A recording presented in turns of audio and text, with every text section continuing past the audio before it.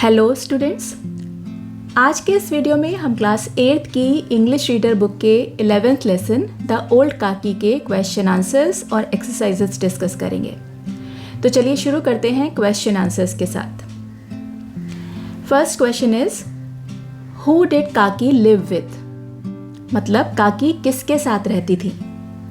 और इसका आंसर है Kaki lived with her nephew Budhiram and his family. Kaki अपने भतीजे बुद्धिराम और उसके परिवार के साथ रहती थी। Second question is who was Ladli, was she sympathetic towards her Kaki. लाडली कौन थी और क्या वो अपनी काकी के प्रति सिंपैथेटिक यानी सहानुभूतिपूर्ण थी। और इसका आंसर होगा Ladli was Buddhiram's only daughter, yes she was sympathetic towards her काकी।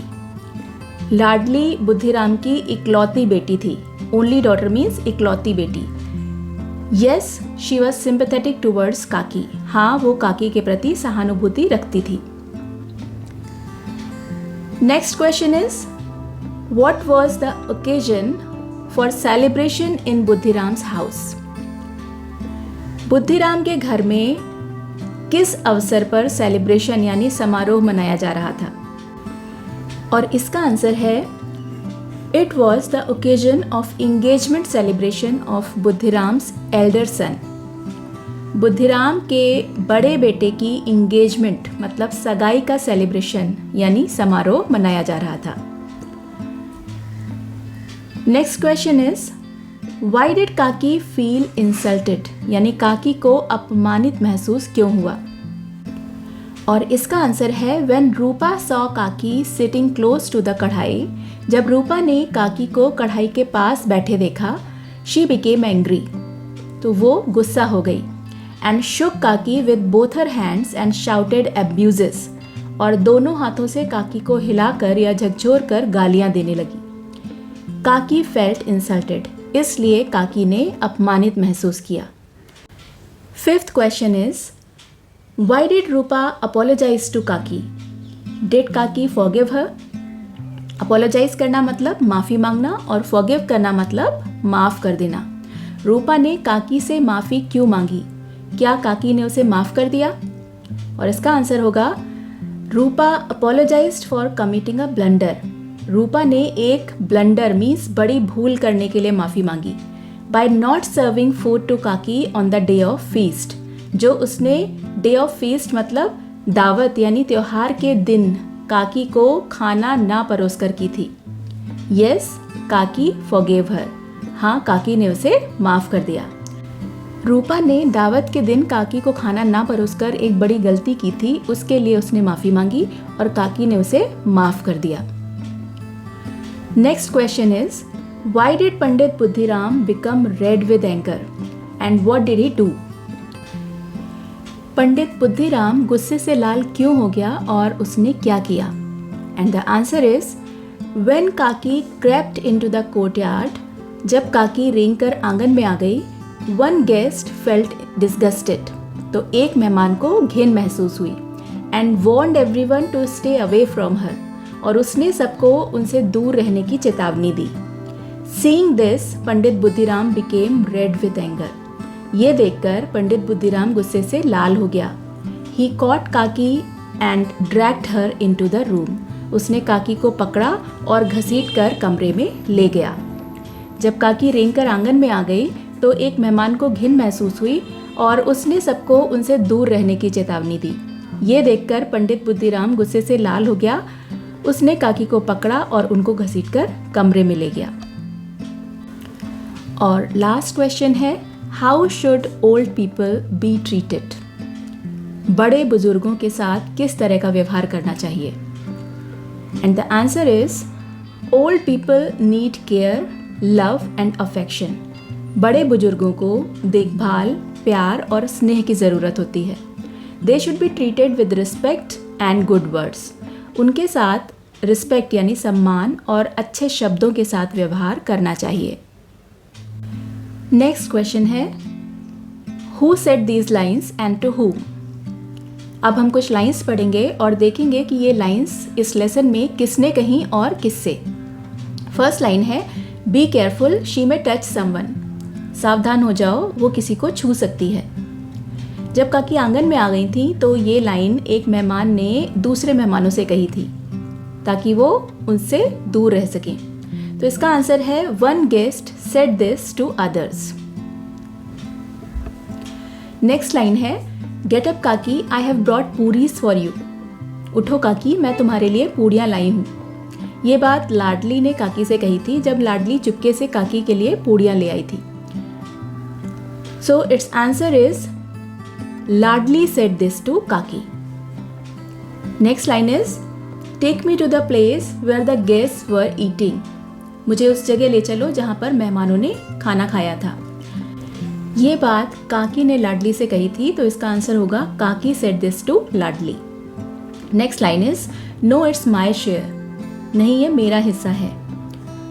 ये बात लाडली ने काकी से कही थी जब काकी ने पूड़ी मांगी थी, तो लाडली ने कहा था कि ये पूड़ी उनके लिए है और वो अपना हिस्सा काकी को दे रही है। तो इसका आंसर होगा लाडली said this to Kaki.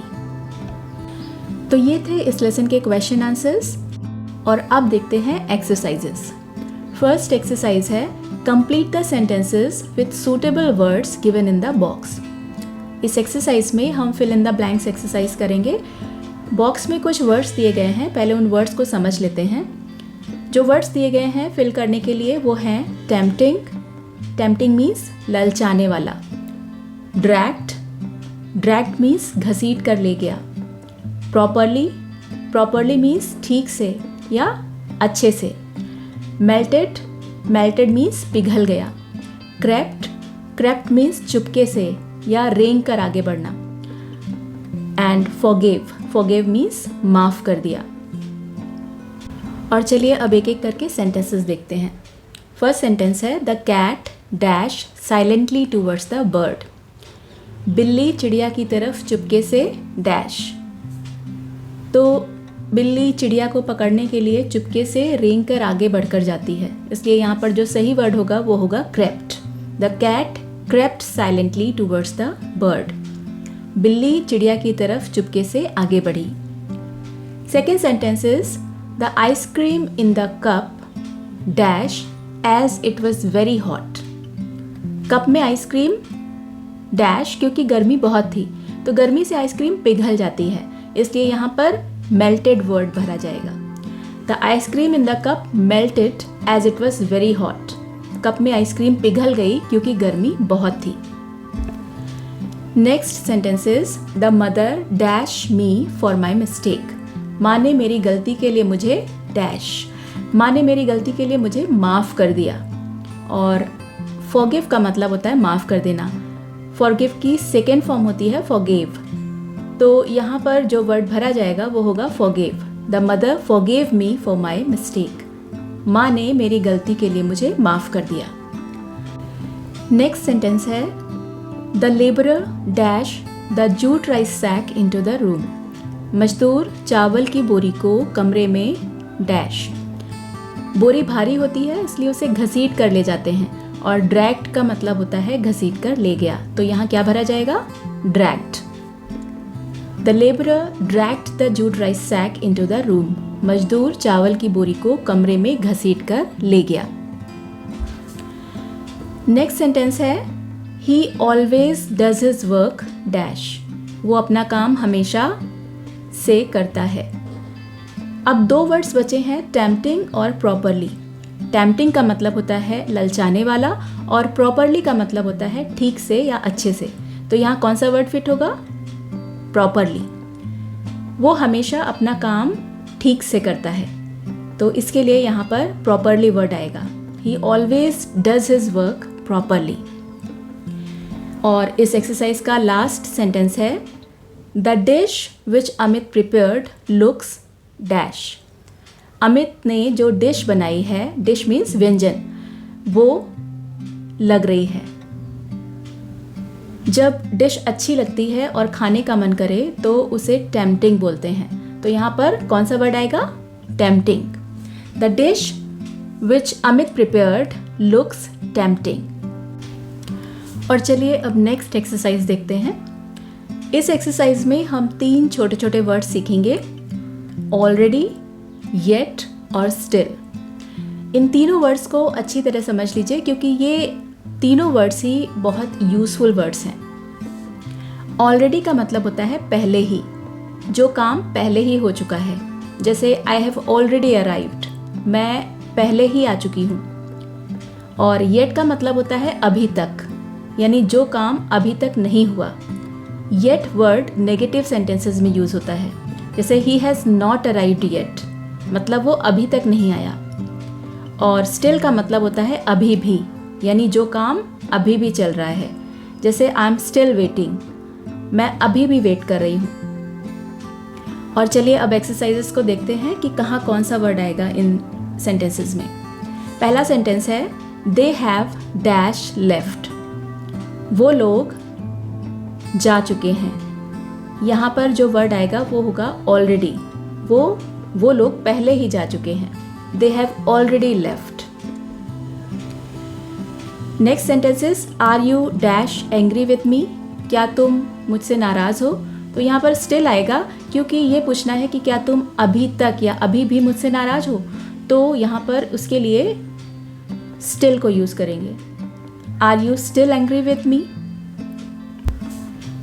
Next sentence है we are not ready to leave dash, हम जाने के लिए तैयार नहीं हैं।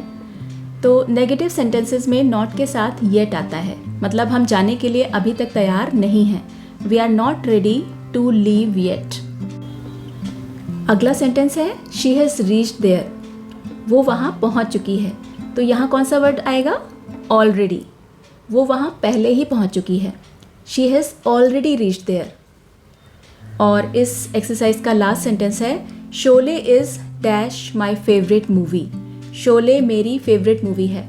तो यहाँ स्टिल आएगा क्योंकि यहाँ कहने का मतलब है कि शोले अभी भी मेरी फेवरेट मूवी है। Sholay is still my favourite movie. और अब next exercise, complete the following story with the help of words given below. इस एक्सरसाइज में बॉक्स में दिए गए वर्ड्स को सही जगह पर फिल करके हमें एक स्टोरी पूरी करनी है, लायन और माउस की स्टोरी। तो पहले दिए गए सभी वर्ड्स का मीनिंग समझ लेते हैं। पहला वर्ड है ट्री, यानी पेड़। सेकेंड वर्ड इज माउस, सभी को पता होगा माउस मीन्स चूहा। थर्ड वर्ड इज लायन, ये भी सभी को पता होगा, लायन मीन्स शेर। Next word is woke, woke means जाग गया, यानी stopped sleeping. Woke is past tense of wake. Next word is struggled, struggled means संघर्ष किया या जोर लगाया। Next word is begged, begged means विनती की या प्रार्थना की। Next is gnawed, gnawed means कुतर दिया या काट कर तोड़ दिया। नेक्स्ट वर्ड इज लाफ्ड, इसका मतलब सभी को पता होगा, लाफ्ड मीन्स हंसा। अगला वर्ड है repay, repay means pay back यानी बदला चुकाना, वापस करना। Next word is caught, caught means फंस गया या पकड़ा गया। Caught is past tense of catch. Next word is trap, trap means जाल। नेक्स्ट वर्ड है निबलिंग, निबलिंग मीन्स कुतरना या थोड़ा थोड़ा काटना। Next word is sharp, sharp means तेज या धारदार। अगला वर्ड है नॉइज, नॉइज मीन्स आवाज या शोर।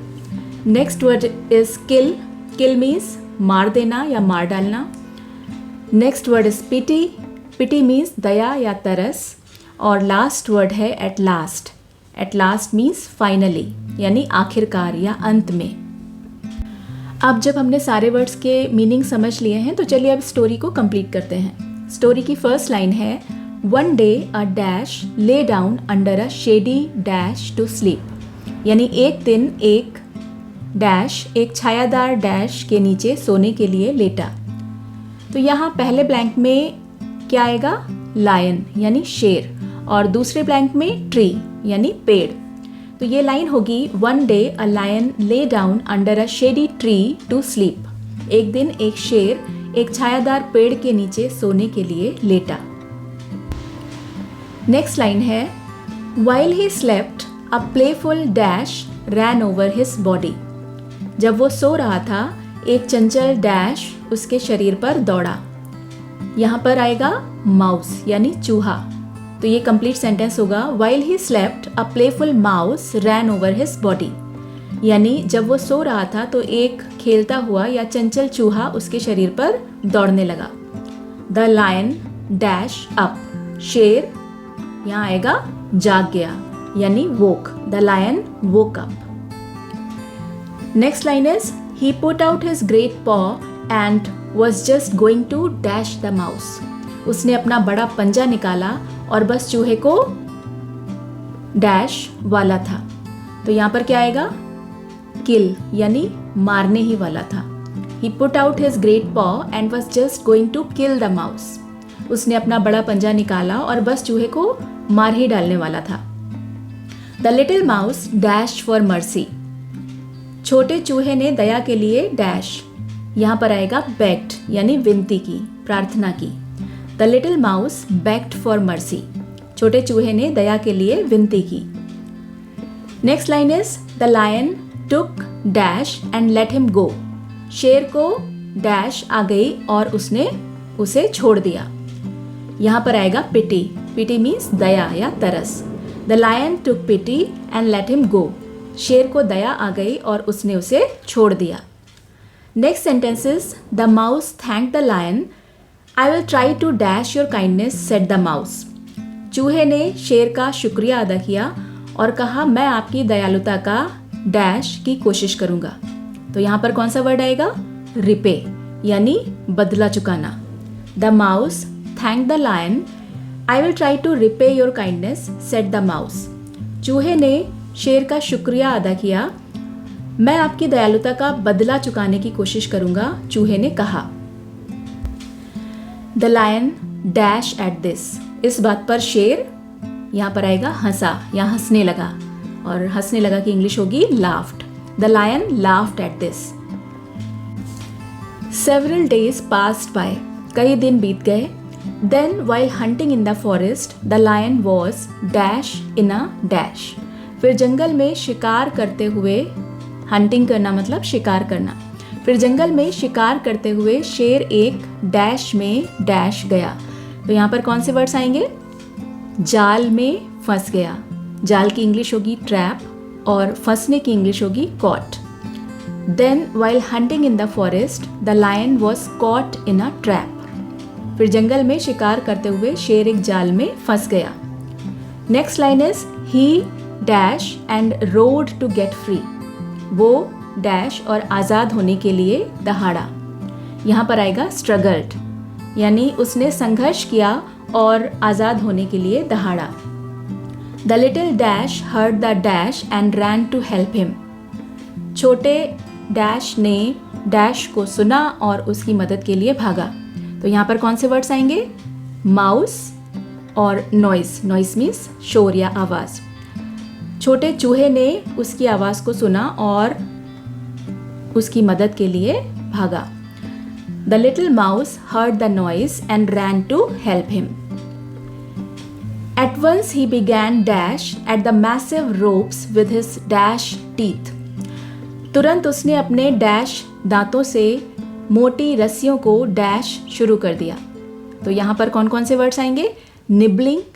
निबलिंग मीन्स कुतरना और शार्प यानी तेज. तुरंत उसने अपने तेज दांतों से मोटी रस्सियों को कुतरना शुरू कर दिया. At once he began nibbling at the massive ropes with his sharp teeth. After much hard work he dash through the ropes. बहुत मेहनत के बाद उसने रस्सियों को डैश कर डाला.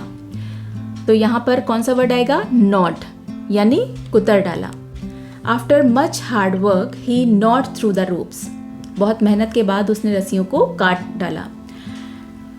Dash the lion was set free. Dash शेर आज़ाद हो गया. और यहाँ पर जो वर्ड आएगा वो होगा एट लास्ट यानी आखिरकार, अंत में शेर आज़ाद हो गया. तो ये थी लायन और माउस की स्टोरी.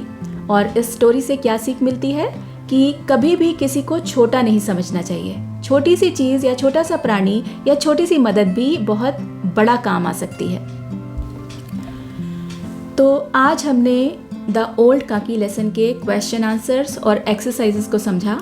आई होप कि ये वीडियो आपको हेल्पफुल लगा होगा, और अगर आपको इस तरह के और वीडियोस से हेल्प लेनी हो और आपने अगर अभी तक इस चैनल को सब्सक्राइब ना किया हो तो इस चैनल को सब्सक्राइब कर लें, जिससे आने वाले वीडियोस के नोटिफिकेशंस आपको टाइमली मिलते रहें। मिलते हैं नेक्स्ट वीडियो में नेक्स्ट लेसन के साथ। तब तक के लिए बाय एंड टेक केयर।